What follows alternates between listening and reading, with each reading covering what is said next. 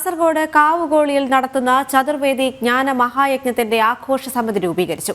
Town ഹാളിൽ നടന്ന പരിപാടിയിൽ ആധ്യാത്മിക സാംസ്കാരിക രംഗത്തെ നിരവധി പേർ പങ്കെടുത്തു.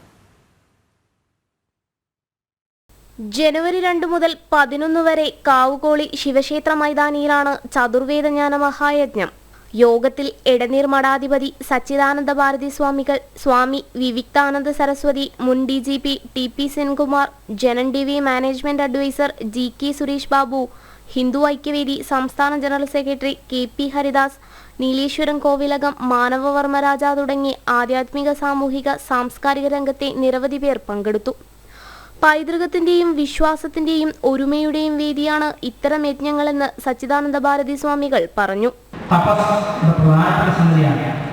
ഓരോ പ്രവർത്തകരും അവരുടെ സ്വന്തം തപസ്സായിട്ട് എടുത്ത് ഈ സംരംഭം, ഈ ഉദ്യമം, ഈ സദുദ്യമം അതിമഹത്തായിട്ടുള്ള അതുല്യമായിട്ടുള്ള സമാനതയില്ലാത്ത ഈ സംരംഭം കാസർഗോഡിനെ ലോകമാർക്കപ്പെടുത്താൻ സംഗതിയാകുമ്പോൾ ഇത് കാസർഗോഡിനെ ലോകമാർക്കം ആലോചിച്ചു.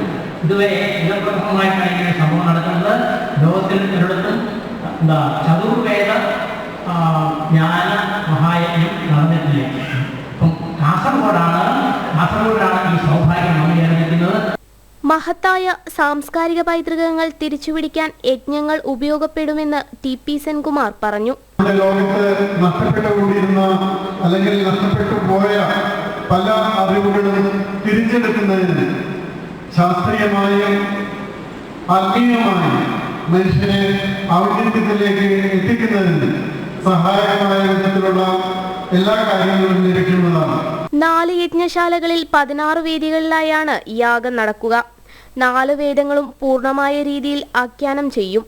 5ാമത്തെ യജ്ഞശാലയിലാണ് ഹോമ ജപ പൂജാദികൾ നടക്കുക.